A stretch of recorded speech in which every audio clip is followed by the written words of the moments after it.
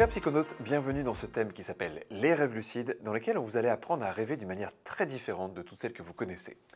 L'idée du rêve lucide, on va vous la décrire un petit peu dans l'introduction, mais déjà c'est important de vous dire que c'est sans doute une des techniques les plus étonnantes et les plus étranges à vivre, mais aussi une des plus mystérieuses qui puisse exister puisqu'elle fascine l'humanité depuis un certain temps, cette pratique. Clairement, en fait, on retrouve les premiers écrits qui discutent et qui parlent un peu de rêve lucide après le 8e siècle après Jésus-Christ, dans des écrits tibétains où il se posait la question de savoir s'il était possible de communiquer avec une personne qui était complètement endormie. Alors, bien entendu, à cette époque-là, il n'avait pas de moyen de mesurer si la personne était endormie ou pas, mais il commençait déjà à imaginer de quelle manière on pourrait communiquer avec lui avec des gestes qui seraient, je ne sais pas, préalablement négociés avec la personne pour que la personne, dans un état de sommeil profond, à l'époque ça n'existait pas, on ne parlait pas de ça, mais en tout cas dans un état de sommeil, pouvait faire des gestes ou des signes pour montrer que même endormie, elle était capable d'avoir conscience de la réalité. Alors à cette époque-là, c'était plutôt ça, c'était « je suis endormi et je suis capable qu'il y a une réalité extérieure ». Nous, on va vous proposer presque le point inverse. Vous êtes endormi et vous allez être conscient que vous êtes endormi, vous êtes lucide dans le rêve. Il y a 150 ans environ, il y a un écrivain français qui était un onirologue qui s'appelait Léon d'Hervé de Saint-Denis. Waouh, et qui a écrit incroyable. un livre qui s'appelle Les rêves et l'art de les diriger. Et c'est le premier à poser cette idée de lucidité dans le rêve. Alors c'est là qu'on arrive au cœur de ce thème. C'est quoi un rêve lucide? C'est au début un rêve qui peut être tout à fait normal. Vous êtes endormi, vous êtes en train de rêver, vous êtes en phase de sommeil paradoxal. Mais tout d'un coup, il y a un élément qui vous fait prendre conscience que vous rêvez. Alors parfois, ça arrive un peu par hasard. Oui. Parfois, il y a des enfants notamment qui racontent assez souvent qu'ils se rendent compte dans leur rêve qu'ils rêvent. C'est une fonction qui est plus souvent présente chez les enfants que chez les adultes. Il y a peu d'adultes qui vivent ça spontanément, mais ça peut arriver. Ou alors, en tout cas, c'est assez rare. C'est souvent même des choses qui arrivent quand on est dans une circonstance un peu différente, quand on est en train de voyager, quand on vient de vivre des émotions assez fortes. En tout cas, il peut y avoir des éléments qui déclenchent un peu spontanément cette faculté de rêve lucide. En tout cas, tous ceux qui ont goûté à ce rêve lucide, que ce soit par inadvertance ou en l'ayant travaillé, ont remarqué que c'était quelque chose d'extraordinaire, puisque d'un coup, le rêve devient un terrain de jeu incroyable. On sait qu'on est en train de rêver, donc on sait que tout ce qu'on voit, ce qu'on entend ou ce qu'on ressent, ce n'est qu'une proposition inconsciente, et on commence à interagir avec ça. Ça ouvre quand même énormément de possibilités. On va l'explorer pendant ce thème, mais il y a vraiment une capacité de créativité. On est dans un monde où tout est possible.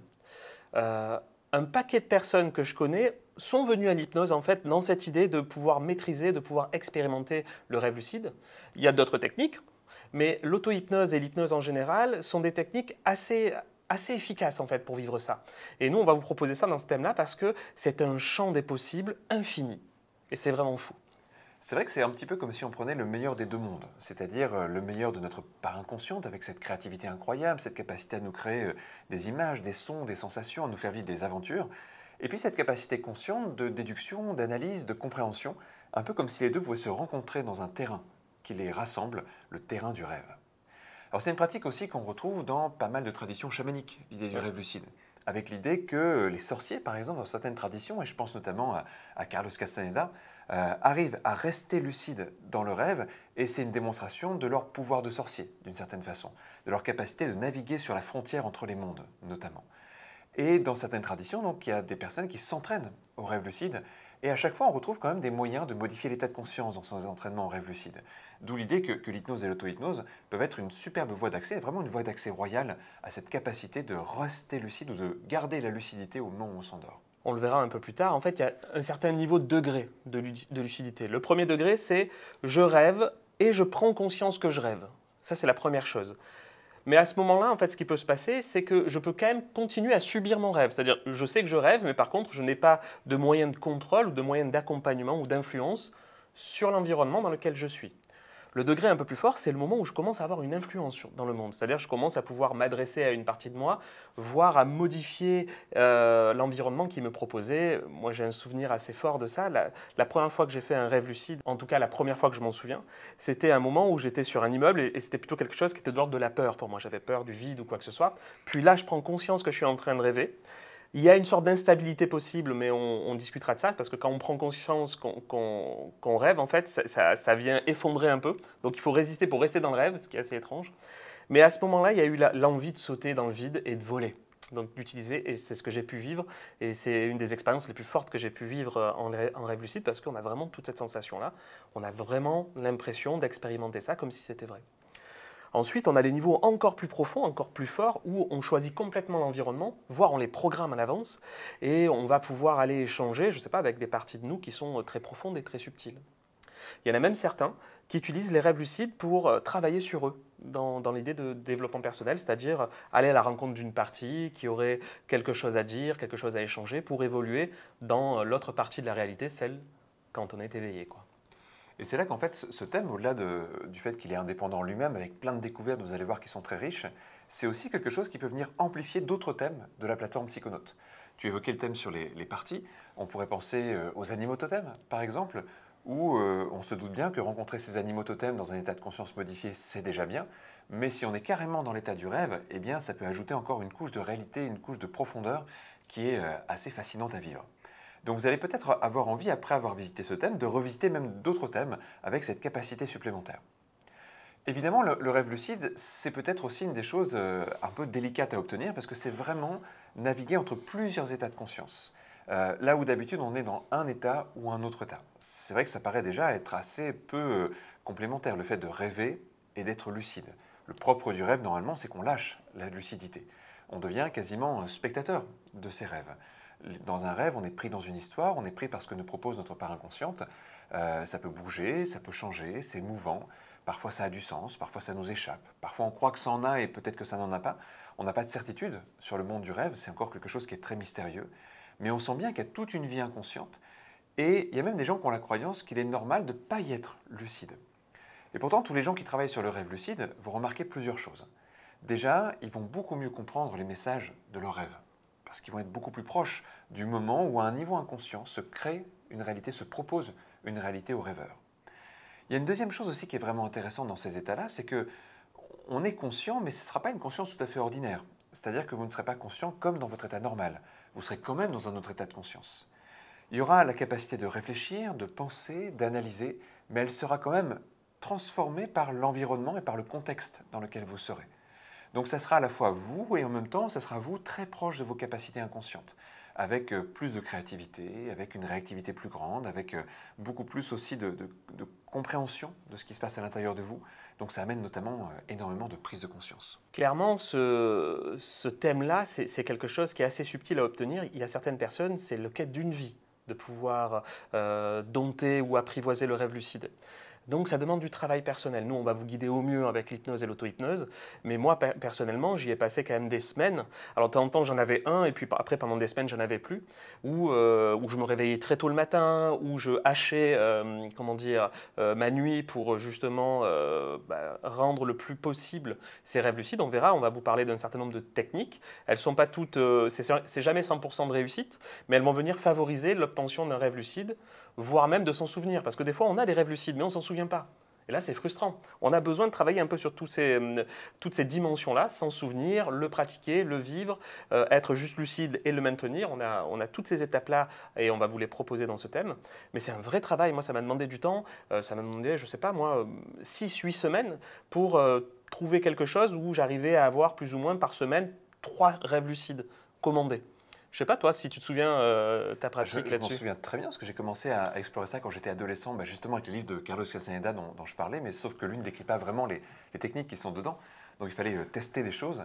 Et c'est vrai que ça a été assez long. Et ensuite, il a fallu retransmettre ça. Ce qui m'est arrivé un peu après, c'est que j'ai commencé à organiser des stages où j'apprenais aux gens à faire des rêves lucides. Et c'est là que j'ai mis au point quelques techniques qui sont présentées dans ce thème. Mais comme tu le disais, il n'y a pas une technique universelle. Nous, ce qu'on a fait, c'est qu'on a pris les techniques qu'on a pu expérimenter déjà sur nous, et puis ensuite optimiser parce qu'il y a eu plein de stages où on apprenait aux gens à faire des rêves lucides. Et du coup, je pense qu'il y a énormément de... On a essayé de trouver quelque chose en tout cas qui est assez simple d'accès, qui est assez facile d'accès, mais c'est vrai que ça demande un petit entraînement. Et puis ça va dépendre aussi de votre rapport au rêve, justement. Ce rapport au rêve, vous allez peut-être le découvrir aussi dans ce thème. Il y a beaucoup de gens même qui ne se souviennent pas du tout de leurs rêves. C'est des témoignages qu'on a souvent quand on aborde ces questions-là.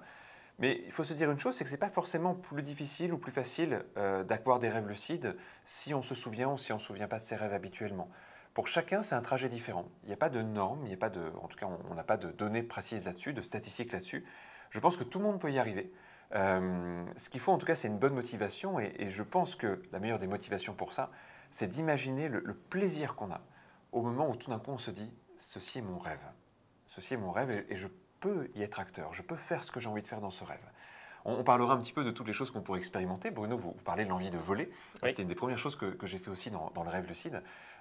Déjà parce que je pense que c'est un vieux rêve de l'humanité de s'envoler comme ça. C'est une sensation assez incroyable. Ce qui est génial, c'est qu'on peut tout expérimenter dans le rêve. La seule limite, c'est notre imagination. Je suis déjà à peu près sûr que pour l'être humain, sa seule limite en général, c'est l'imagination, mais dans le rêve lucide, cette phrase prend encore plus de sens. Du coup, on vous a prévu 4 chapitres, plus un bonus pour ce thème, et on va vous les décrire en quelques mots. Lors du premier chapitre, l'idée, ça va être un peu de se réapproprier ses rêves. C'est les premiers pas.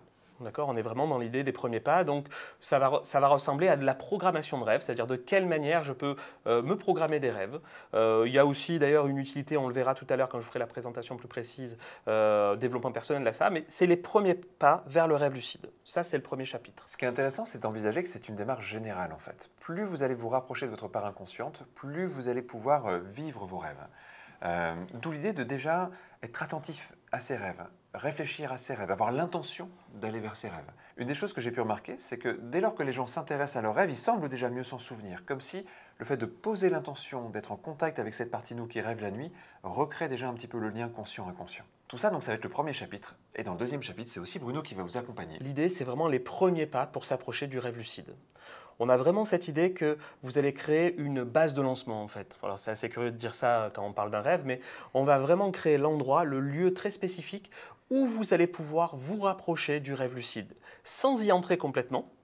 On fera aussi une expérience tout à fait particulière qui est de l'ordre de la paralysie du sommeil, parce que ça peut être aussi un moyen d'expérimenter quelque chose de assez particulier lié au rêve lucide. Mais c'est les premiers pas, les premiers éléments, la première préparation juste avant le grand voyage. À partir de là, on sera prêt à vraiment aller vers le rêve lucide, entrer dans le rêve lucide. On va passer par une méthode qui est une des méthodes les plus intéressantes à mon sens pour arriver à cet état-là. C'est déjà de conscientiser le trajet par lequel on passe pour s'endormir, de vivre vraiment en toute conscience le point de bascule vers le sommeil. On va voir qu'on va passer par des métaphores pour ça, et du coup d'entrer consciemment dans le rêve pour se donner une première tâche à laquelle on va s'accrocher et qui va nous permettre de garder la lucidité de l'autre côté.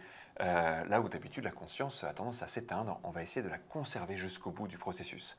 Vous allez voir, c'est une pratique qui est assez géniale, elle est assez inspirante. C'est rare que les gens y arrivent du premier coup, ça demande parfois un petit peu d'entraînement, mais ça nous apprend plein de choses sur nous-mêmes et sur nos fonctionnements inconscients. Et puis enfin, on se retrouvera pour un 4e chapitre. Dans le 4e chapitre, normalement, vous aurez dépassé la première étape du rêve lucide. Donc on pourra commencer à jouer dans le rêve. Le rêve, c'est une sorte de folie contrôlée, quelque part. C'est fou dans le sens où tout peut se passer. Et en même temps, il y aura de la conscience dedans. Donc on va jouer, on va se faire des premières expériences qui vont, à mon sens, simplement ouvrir la voie vers plein d'autres expériences que vous aimeriez sans doute explorer par la suite. En parallèle de tout ça, ce qu'on va vous demander, c'est de tenir un carnet de rêve. Et c'est vraiment très important de faire ça. On va vous demander en fait de vous endormir avec un carnet, avec un petit crayon ou quelque chose qui soit adapté à vous. Et chaque matin, lorsque vous allez vous réveiller, voire chaque nuit, lorsque vous allez vous réveiller peut-être après un rêve lucide ou quoi que ce soit, vous allez noter les éléments dont vous vous souvenez. Et c'est vraiment important de prendre ce temps-là. Même si vous ouvrez le carnet et que vous ne notez rien, ça va quand même donner à votre cerveau l'instruction de dire « tiens, j'essaie de me souvenir de quelque chose ». Et le lendemain, certainement, il aura récupéré un peu d'informations et au fur et à mesure, ça va venir. C'est comme si on amorçait la pompe. Donc même si vous vous souvenez de rien, vous prenez 1 minute face à votre carnet pour prendre des notes, même s'il n'y a pas de notes, même s'il y a écrit rien. C'est important de le faire parce que c'est comme ça qu'on amorce un peu la pompe.